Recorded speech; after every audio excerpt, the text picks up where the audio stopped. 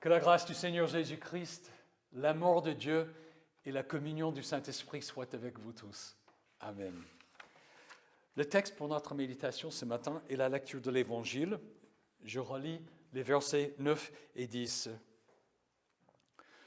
Ceux qui précédaient et ceux qui suivaient Jésus criaient « Hosanna ! Béni soit celui qui vient au nom du Seigneur. Béni soit le règne qui vient, le règne de David, notre Père. Hosanna dans les lieux très hauts. » Voici l'Évangile du Seigneur. Veuillez vous asseoir.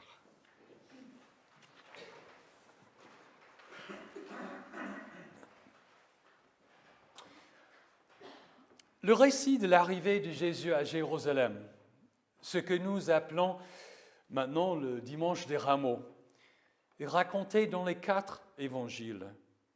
Et pour cause, c'était un événement très important. Il y avait une foule nombreuse qui marchait avec lui, devant et derrière, qui criait de joie et qui l'acclamait comme roi. La foule enthousiaste s'excitait à l'idée que, après des siècles d'attente, les Juifs auraient enfin, de nouveau, un roi pour restaurer la dynastie de David et pour rétablir l'indépendance nationale juive. C'était le moment de la grande fête de la Pâque, la fête nationale d'Israël. Il y avait beaucoup d'excitation et d'animation. Et voilà le prophète Jésus de Nazareth, qui avait fait tant de miracles et qui avait rempli le pays de son enseignement, arrivait. Et ce n'était pas n'importe quelle façon d'arriver.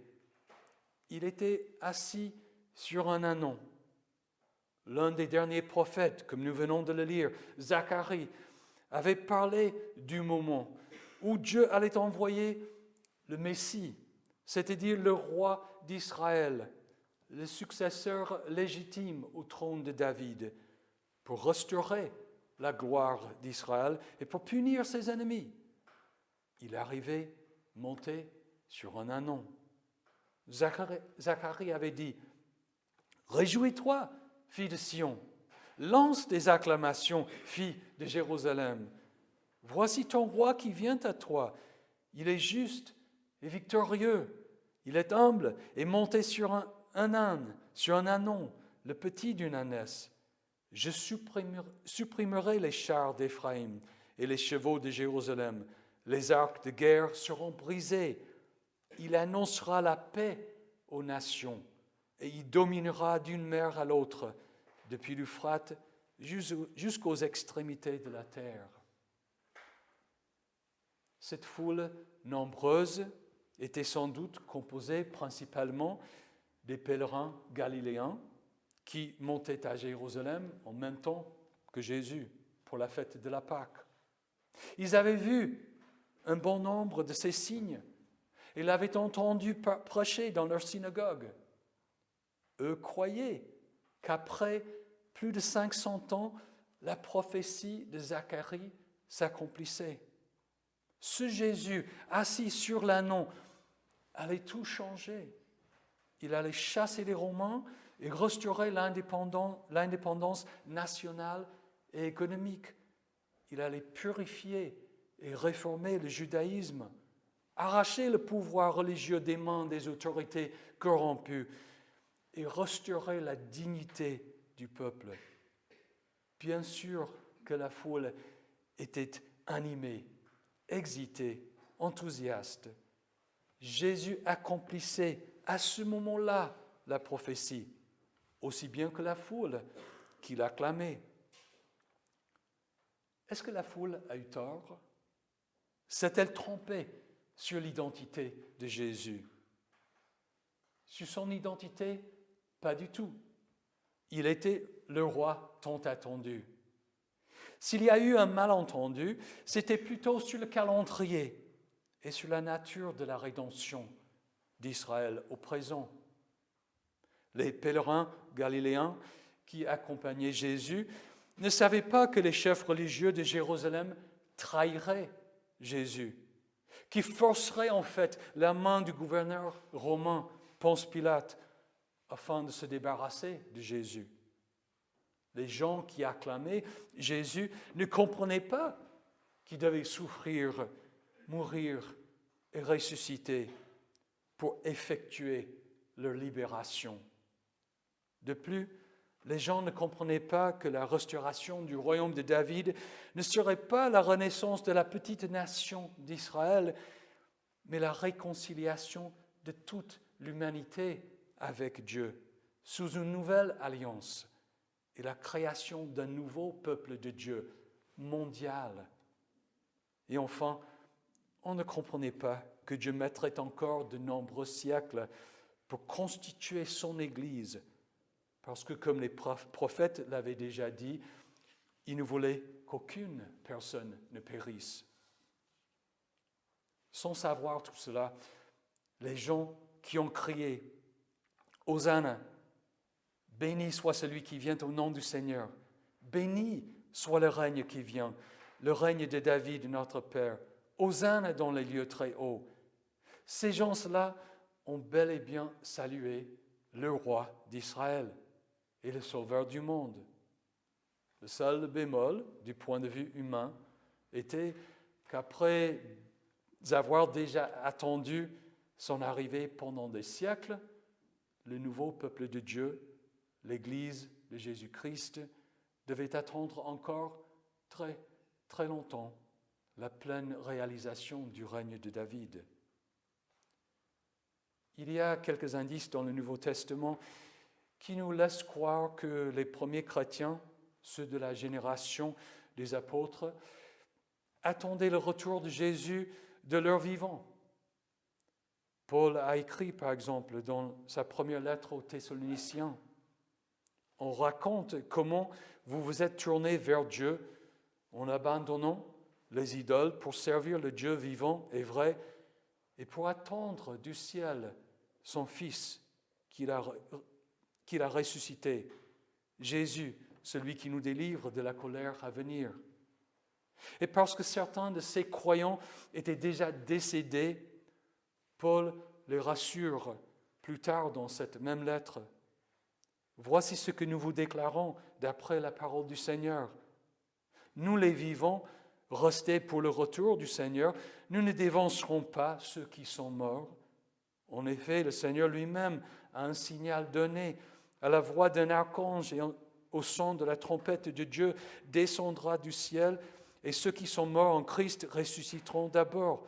Ensuite, nous qui serons encore en vie, nous serons tous ensemble, enlevés avec eux sur des nuées à la rencontre du Seigneur dans les airs.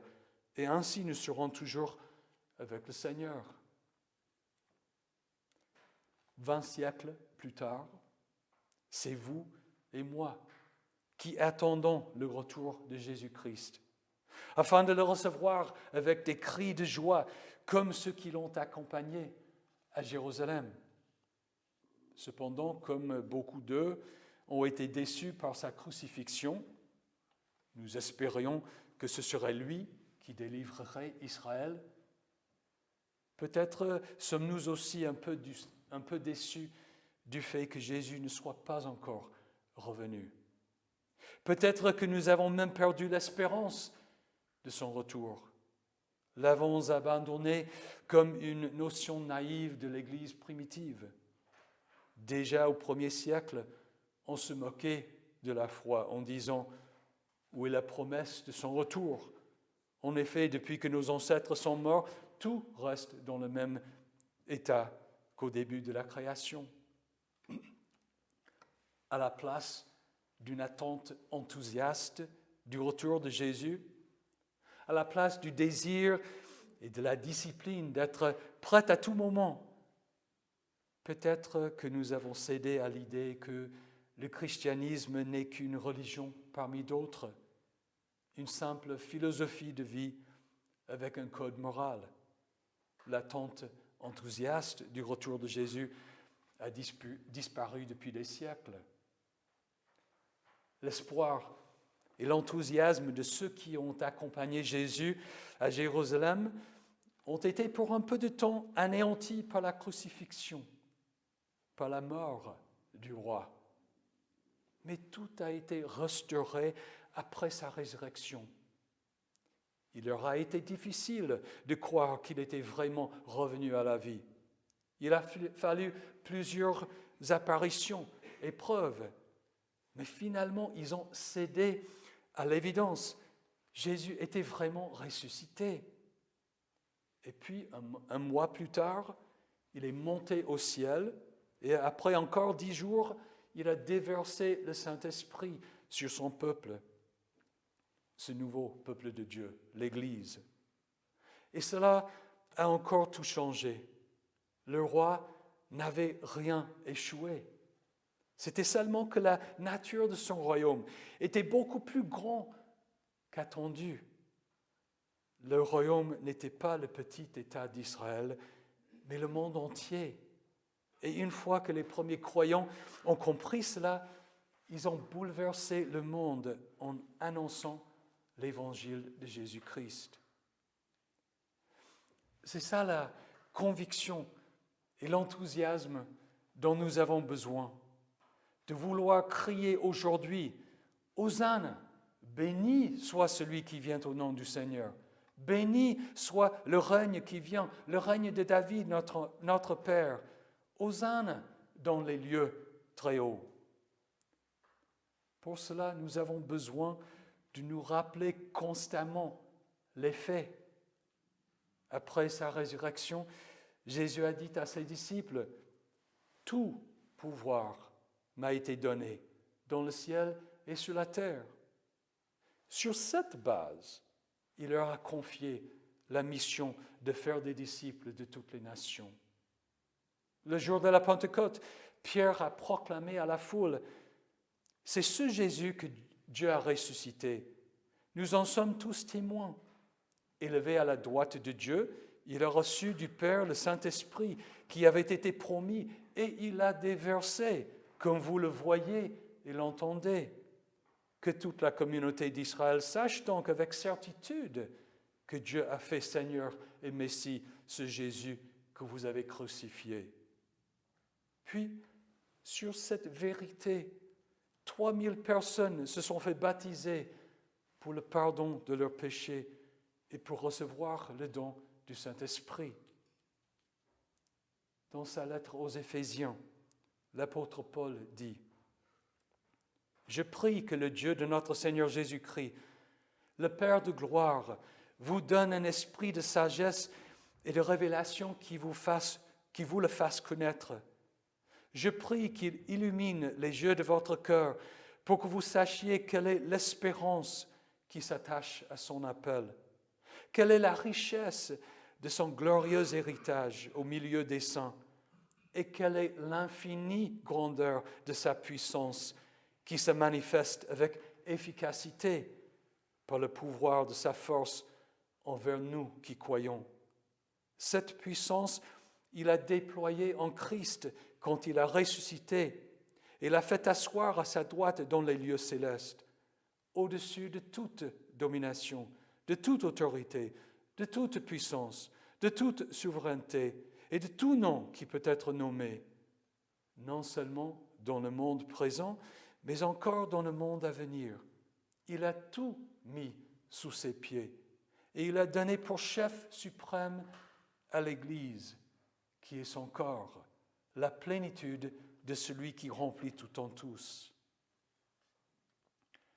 Pourquoi disons-nous dans le credo que Jésus a été conçu du Saint-Esprit et né de la Vierge Marie, a été crucifié et mort et ressuscité et monté au ciel, siège à la droite de Dieu, le Père Tout-Puissant, et reviendra de là pour juger les vivants et les morts.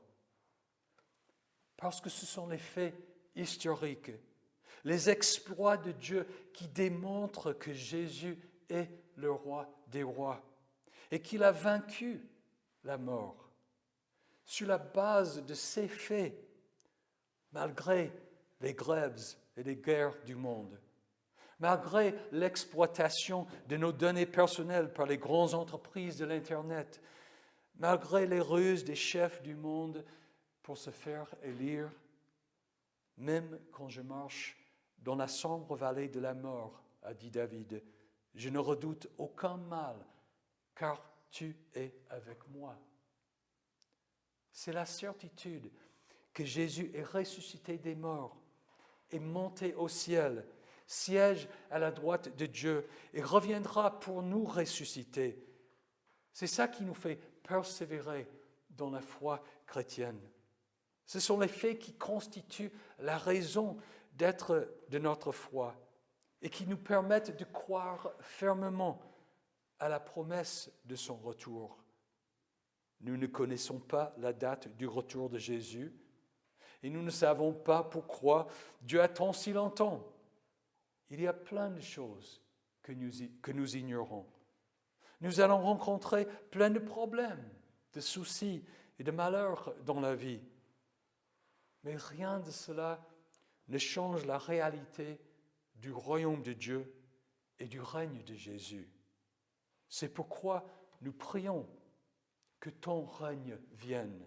C'est-à-dire, donne-nous, Père céleste, ton Saint-Esprit, pour que par sa grâce, nous croyions à ta sainte parole et menions une vie pieuse, ici dans le temps et là-bas dans l'éternité. Au moment voulu, le roi reviendra et nous l'accompagnerons tous dans son royaume. C'est une bonne raison pour nous enthousiasmer aujourd'hui. Alors, à l'exemple des gens qui ont acclamé Jésus et à son approche de la ville de Jérusalem, disons, au moins dans notre cœur, Hosanna, béni soit celui qui vient au nom du Seigneur, béni soit le règne qui vient, le règne de David, notre Père. Hosanna dans les lieux très hauts. Que la paix de Dieu, qui dépasse tout ce que l'on peut comprendre, garde votre cœur et vos pensées en Jésus-Christ pour la vie éternelle. Amen.